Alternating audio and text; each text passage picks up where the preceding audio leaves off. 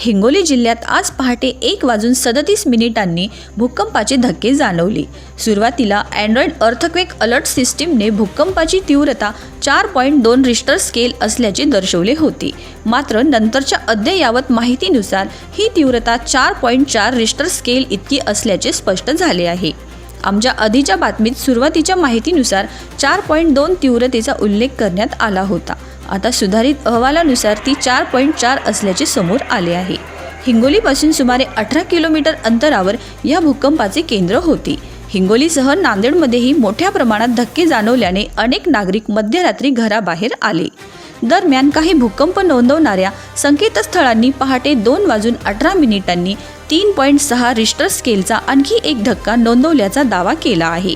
मात्र याबाबत अधिकृत पुष्टी झालेली नाही।